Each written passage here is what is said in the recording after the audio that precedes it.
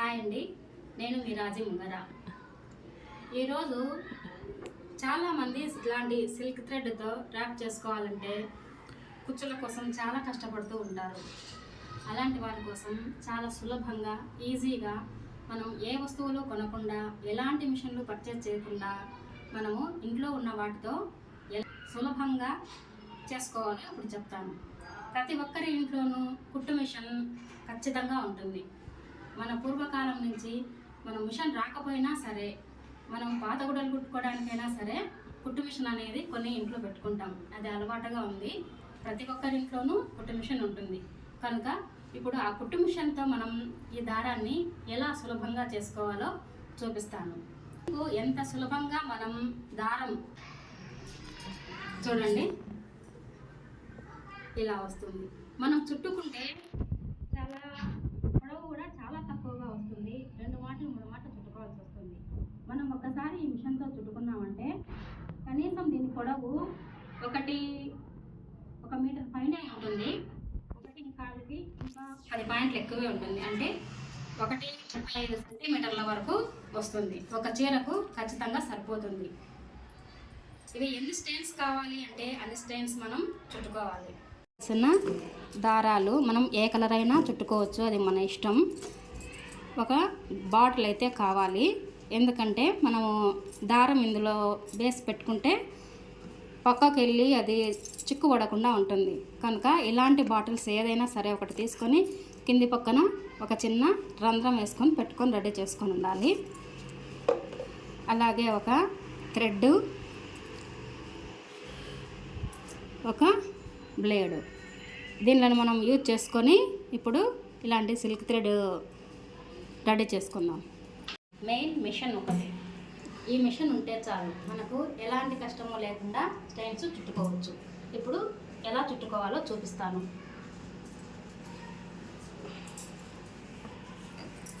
ప్రతి ఒక్కరి ఇంట్లో ఈ మిషన్ ఉంటుంది. ఇలాంటి మిషన్కు ఈ తాడు తీసేయాలి, మనకి ఇది అవసరం లేదు. ఇది తీసేస్తున్నాను. ఇది ఇలా వెనక్కి పెట్టేసుకున్నాం. ఈ బాటిల్లో థ్రెడ్లు వేస్తున్నాను.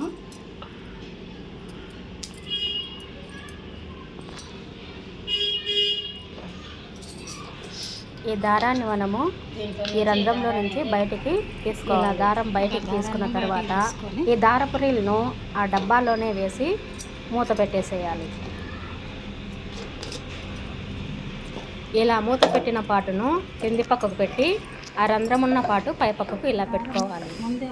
ఇప్పుడు ఆ రంధ్రంలో నుంచి వచ్చిన దారాన్ని మిషన్కు మనము దారపు రీల్ పెడతాం కదా, అక్కడి నుంచి ఆ దారం తీసుకొని ఆ రంధ్రంలో నుంచి కిందికి తీసుకోవాలి. ఇలా క్రిందకు తీసుకొని ఆ దారాన్ని మిషన్ చక్రానికి ఒక చోట అలా థ్రెడ్ ముడేయాలి. ఆ థ్రెడ్ ముడి ఆ చక్రానికి మధ్యలో వచ్చేలాగా సరి చేసుకోవాలి. తర్వాత వేరొక దారాన్ని ఇలా ఆ దారం పైన ఒక లూజుగా 2 ముళ్ళు వేసి వదిలేయాలి. ఈ దారం పైన ఆ సిల్క్ థ్రెడ్ దారం వచ్చేలాగా చక్కగా పైకి ఒక చుట్టు తిప్పేసుకోవాలి.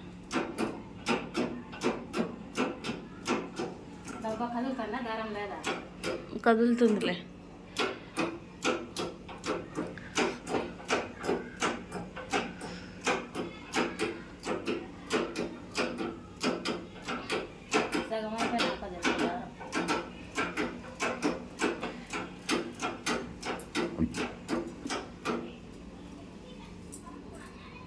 ఇలా మనకు ఎన్ని దారాలు కావాలో అన్ని పోగుల దారాలు అయిన తర్వాత ఇలా దారాన్ని కట్ చేసుకోవాలి. తర్వాత మనం ముందుగా లావు దారాన్ని ఇక్కడ ముడేసుకున్నాం కదా, ఆ దారాన్ని ముడి ఊడదీసి గట్టిగా పట్టుకొని కాస్త ముందుకు అట్లా లాగినట్లుగా అంటే ఆ పోగులన్నీ కూడా కొంచెం సల్లుగా బయటికి కనిపిస్తాయి.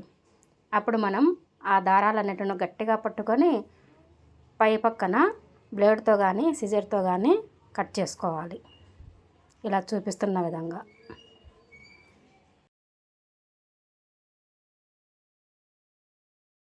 ఇలా దారాలన్నీ కట్ అయిన తర్వాత ఒకసారి వీలుని అలా వెనక్కి తిప్పేస్తే దారాలన్నీ కింద పడిపోతాయి.